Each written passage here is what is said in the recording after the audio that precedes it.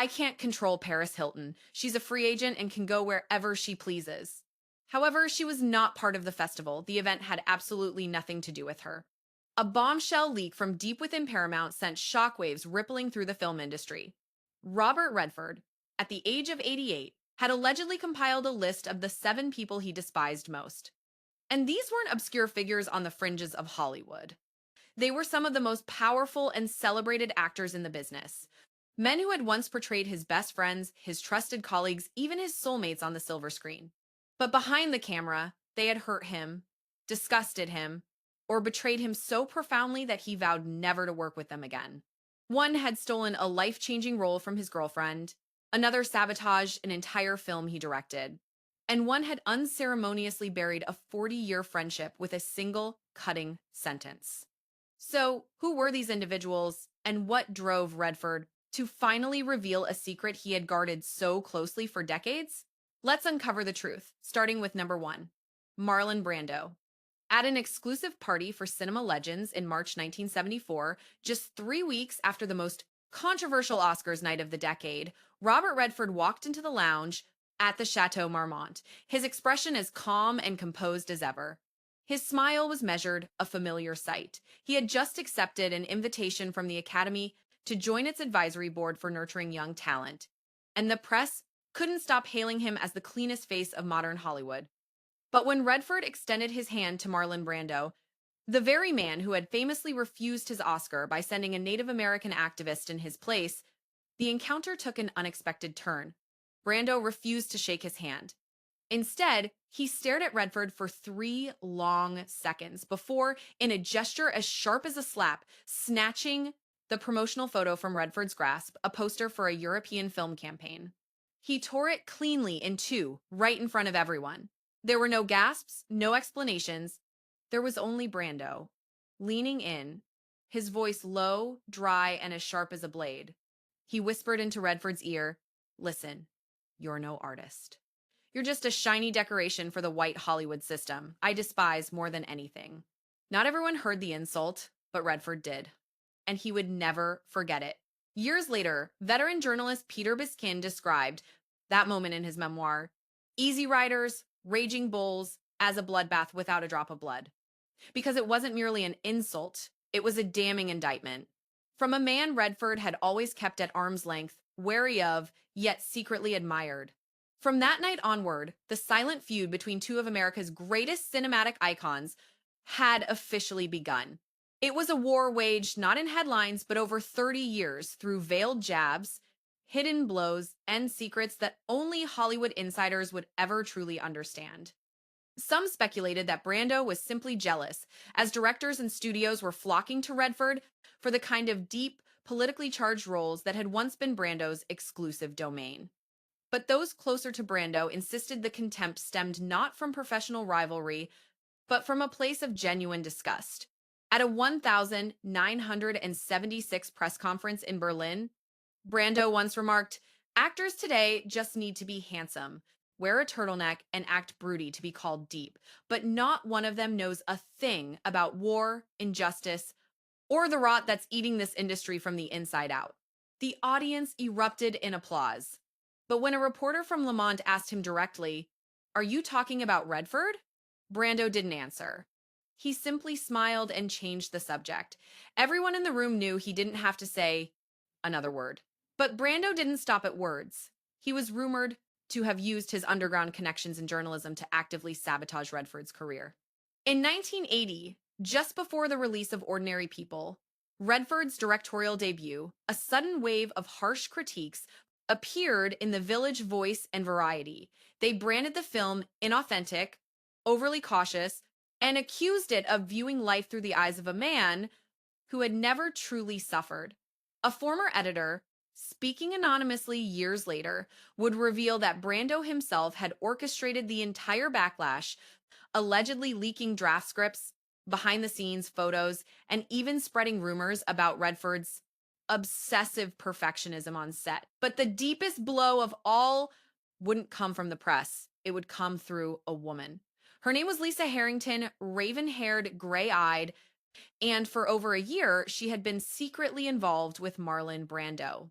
Lisa was famously private, never once confirming a relationship to the press. But then, out of nowhere, she appeared on the arm of Robert Redford at a 1973 charity gala in Malibu. A month later, he escorted her to a red carpet event in New York as his rumored public girlfriend.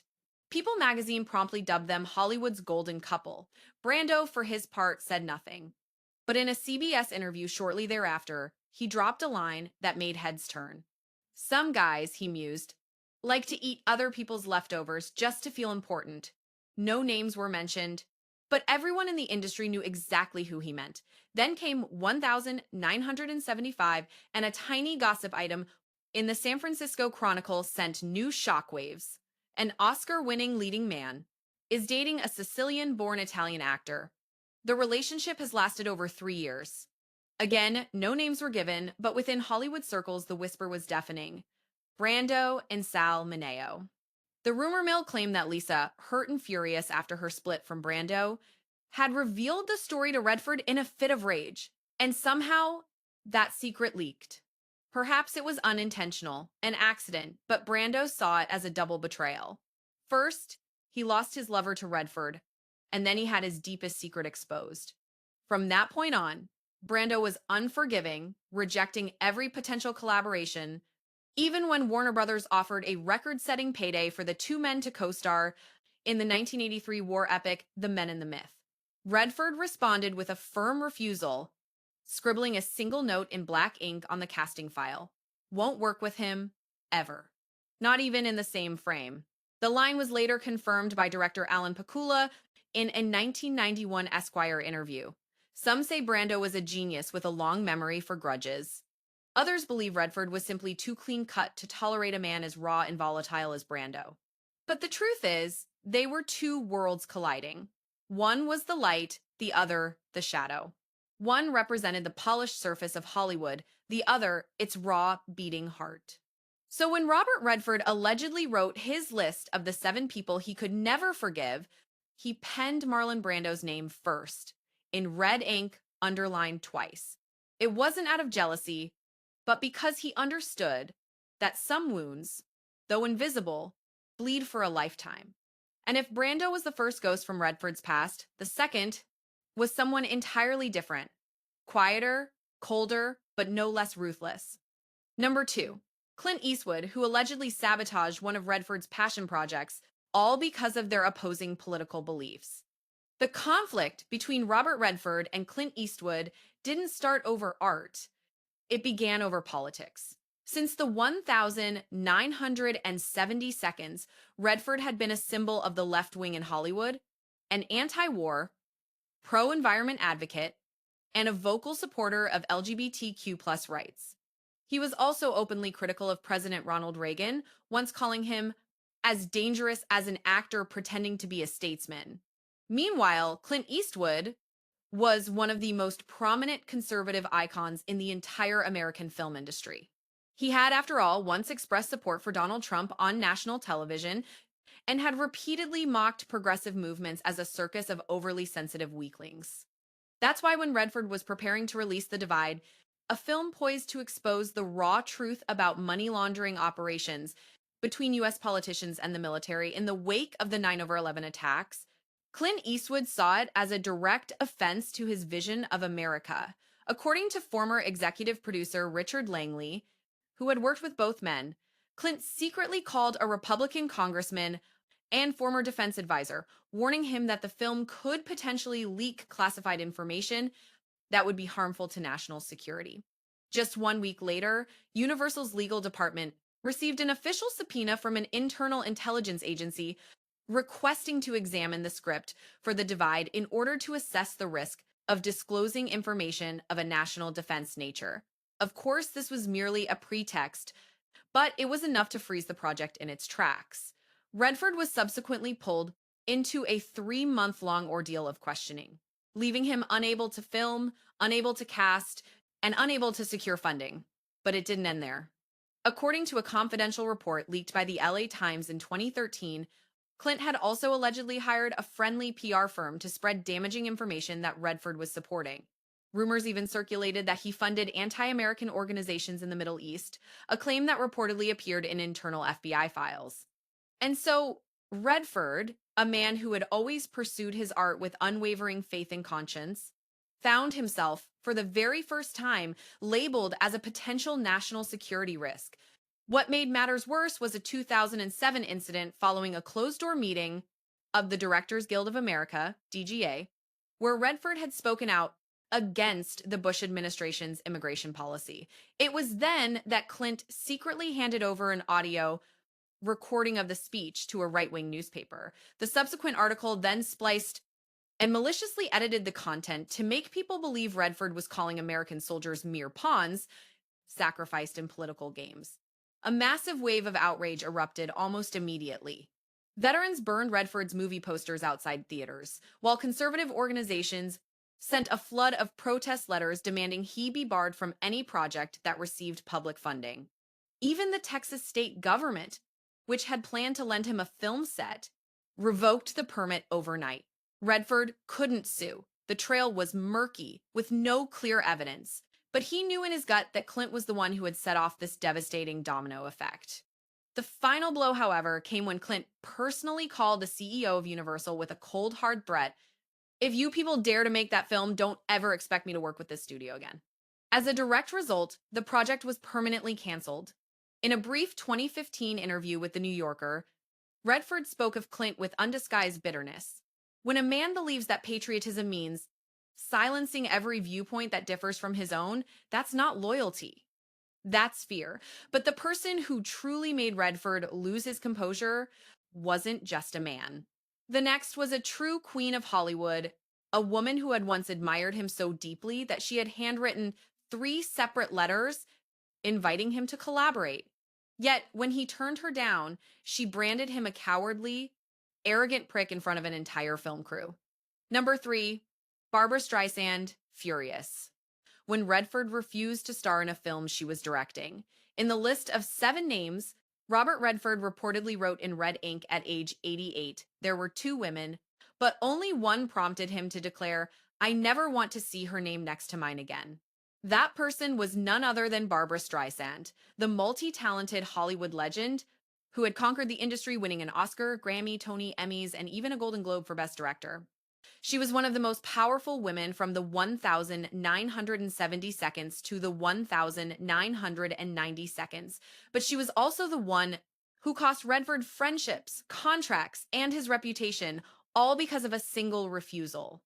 After the resounding success of 1,973's times The Way We Were asterisk, in which Redford and Streisand portrayed the classic opposites attract couple, it was Barbara who dreamed of a grand reunion. She penned the script for Times, The Prince of Tides, Times in the late 80 seconds, a project she planned to both direct and star in right from the very beginning. The male lead was tailor-made for Redford, and she sent the script directly to his home, accompanied by a self-composed musical score, a signed painting labeled Your Katie, and a handwritten note that read, "No one else but you." But Redford declined without hesitation.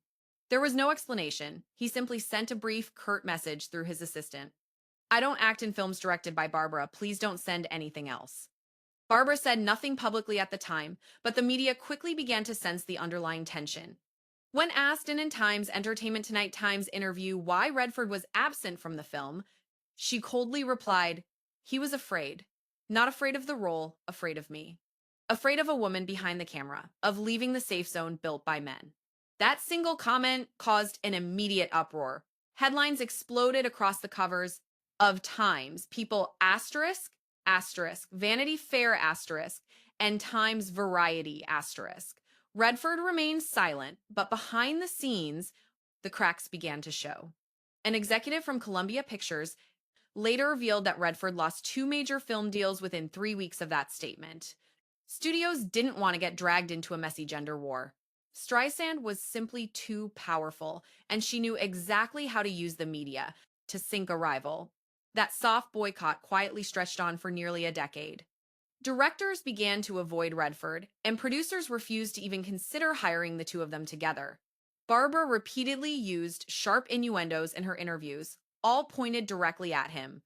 At a press conference following the 1,992 Oscars, the Year Times The Prince of Tides asterisk received 7 nominations, but she herself was not nominated for Best Director. Barbara declared, "If this film had been directed by Redford, I bet he'd have a nomination by now. But I'm a woman, and I have said no to some very important people." That vague statement led many to believe she was accusing Redford of lobbying against her behind the scenes to have her excluded from the nominations. An Academy source later claimed that Redford had outright opposed Barbara's nomination, stating, "This film is a product of arrogance, not cinema." Whether any backroom manipulation actually occurred remains unconfirmed, but the consequences were crystal clear.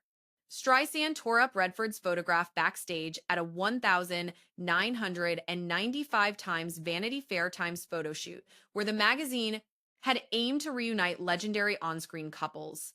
A photographer present at the shoot later recalled, "She wasn't joking. She stared at Redford's photo, yanked it, and ripped it in half right in front of the camera. Then she just laughed." As for Redford, he never publicly criticized Streisand, but his close friends revealed that he once remarked at a private party in 2002, "I've never hated anyone for being a woman. But Barbara isn't just a woman. She's a force of nature, and I refuse to live in the shadow of that power." In the updated list, supposedly written in 2018, under the name Barbara Streisand, Redford allegedly wrote a single, damning line: "The greatest disappointment of my life, because I trusted her that much." Number 4, Jane Fonda, who sabotaged Redford just to steal a role from his girlfriend. If Barbara Streisand made Robert Redford fear the power of a female director, then Jane Fonda wounded him in a much deeper way, with a betrayal he never thought possible between two people who had once considered each other soulmates. They had been one of Hollywood's golden on-screen couples of the 60 Seconds and 70 Seconds, co-starring in 4 films together, most notably Times Barefoot in the Park asterisk and Times The Electric Horseman asterisk. Jane once declared, "Robert is the co-star I feel safest with, the one who truly listens." And Redford had once called Jane a sharp mind with a beautiful heart, but it all came crashing down over one role and one woman. It all began in 1999, when Redford was preparing to produce Times An Unfinished Life asterisk, a romantic film adapted from a novel he had cherished for over a decade. For the film, Redford hoped to cast his girlfriend at the time, French actress Clémence Poésy, as the female lead. It was meant to be his gift to her, a stepping stone into Hollywood. However, the role also caught the eye of Jane Fonda, who was staging a major comeback after years away from the screen. She repeatedly sent him offers, script rewrites, and even demo tapes. She even flew to Colorado to meet with Redford personally for what she termed a serious artistic discussion, but Redford still refused. Just weeks later, a sudden wave of tabloid headlines erupted across American gossip sites. Redford plays favorites. New film is just a pretty shell. To boost his young lover, veteran actor sacrifices art for romance. On a CNN talk show, when asked about Redford casting an inexperienced actress, Jane Fonda offered a faint smile and dropped a brutal insinuation. "I just think a director should cast the right person, not the one they sleep with every night." That sentence pierced straight through Redford's pride and dragged the project into a firestorm of backlash. Suddenly, no studio wanted to fund the film anymore. In the end, Asterisk and Unfinished Lifetimes was canceled. Redford never spoke of it publicly, but according to Times The Hollywood Reporter Asterisk, he handwrote a letter to Jane not to apologize, but to formally end their 40-year friendship. The truth finally surfaced 3 years later in a leaked internal investigation from WME, Jane Fonda's agency at the time. An email was uncovered showing that her manager had greenlit the smear campaign against Clémence Poésy on direct orders from the top.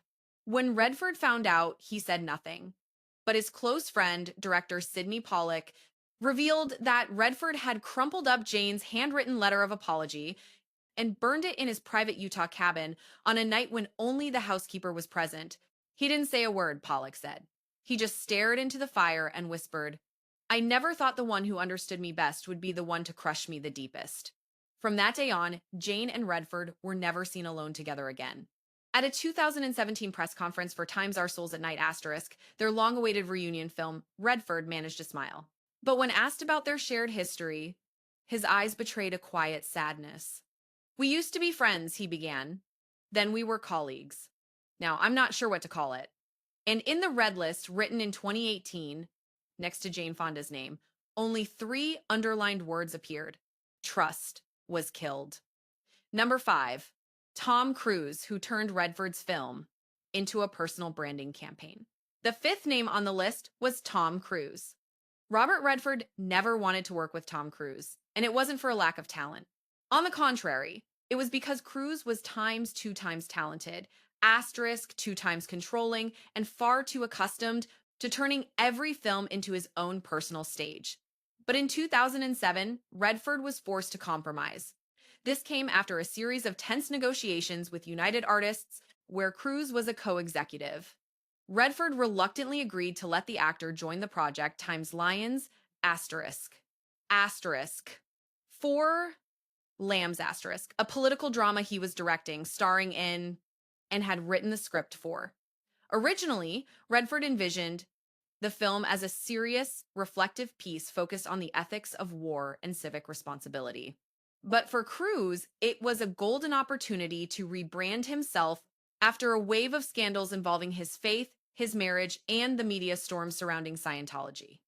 From the moment he stepped on set, Cruise brought with him an entourage, larger than the director's own team, complete with image consultants, speechwriters, PR aides, and even a post-production expert permanently stationed in the editing room. At first, Redford dismissed it as simply modern Hollywood work culture, but he soon realized the script was being rewritten day by day. Cruise's scenes were expanded, his lines becoming longer and denser, and more pseudo-philosophical, the exact kind of dialogue he loved using to go viral in interviews. Worse still, during an internal marketing meeting, Cruise proposed changing the official poster. Instead of an equal layout featuring all three lead actors, he wanted a dramatic solo profile of himself gazing into the distance with the tagline, "Courage is contagious." Redford went silent. "This is my film, not your campaign." He said in front of the entire team, but Cruise didn't care. He had already booked over 20 talk shows ahead of the premiere, and in not a single one did he mention Redford's name. Asterisk. Variety Times even published a small piece at the time titled, "Did Tom Cruise Save Robert Redford from Obscurity?" It was a direct slap to the pride of the screen legend. In the industry press, Redford's name was bumped down to the third line in the creative credits. Meanwhile, Cruise saturated the media with quotes like, "I only choose meaningful projects," and "Times Lines for Lamb's Times is the voice of my heart." Those in the industry knew the truth. Cruise hadn't done this film for its message. He did it to stage a comeback, at a time when America saw him as a fanatic, a manipulator, and a public fraud. Redford's fury peaked when the studio hosted a private screening in Washington, D.C., for conservative donors and politicians without even informing him. According to Times The New Yorker asterisk, Redford called the studio head that very night with a single, sharp demand: "Take my name off the campaign. If they want to use the film for personal agendas, let them. I'm no longer part of this charade." He immediately canceled all his interviews. In a conversation with his close friend, director Alan Pakula, Redford bitterly admitted, "That was the first time I ever directed a movie and felt like a supporting actor in my own film, but few could have guessed that the man who enraged Redford even more than Cruise was someone who had once been involved with his girlfriend, an actor who had slept with half of Hollywood, but panicked and turned his back the moment Redford discovered a secret powerful enough to destroy both his reputation and his marriage." And that man was Warren Beatty. Number 6. Warren Beatty turned his back when a secret was exposed. Robert Redford once described Warren Beatty as Hollywood's most dazzling but dangerous shadow. They were the same age, both tall, and both possessed a calm, seductive acting style. And both were leading men who made directors hesitate, as the two simply had too much screen presence to share the spotlight. Still, Redford had never hated Beatty. At least, not until the summer of 1976, when he uncovered a devastating secret that Beatty had been hiding for nearly a decade.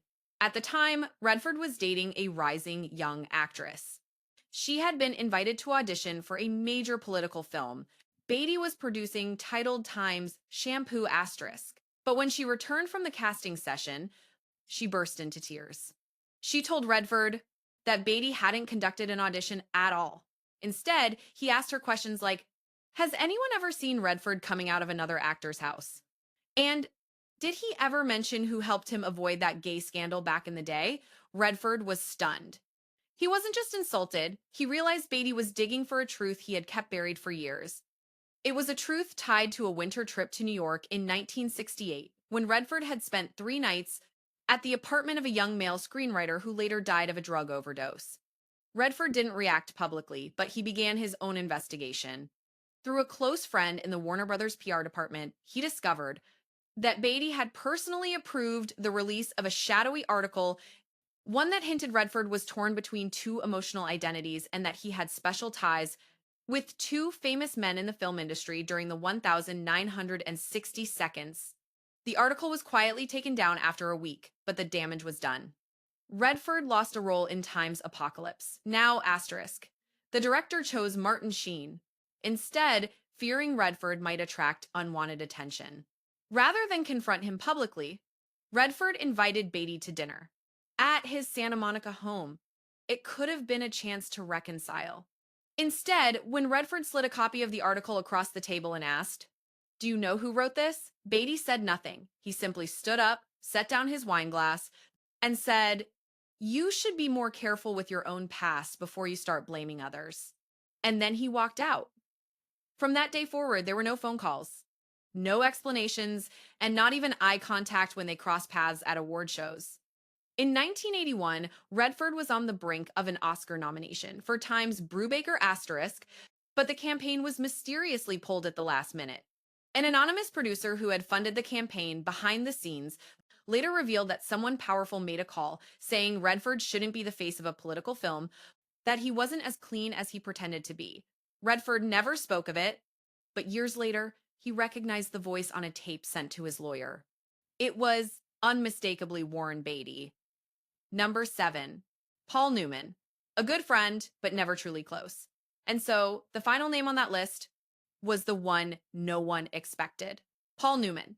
The man the entire world believed Redford loved the most. The man the press had for decades called his artistic soulmate, the only true companion of Robert Redford. They were the legendary duo of Time's Butch Cassidy and the Sundance Kid Times, 1,969. And Time's The Sting Times, 1,973, two films that not only redefined the buddy action genre, but also created a legend about the friendship between two of the most handsome men of the 20th century. But there was one thing the audience never saw: the cold distance between them, behind the scenes, where there were no cameras and no applause. For 40 years, they never once had a private dinner together, never exchanged messages, never sent handwritten letters, and absolutely never hugged in real life.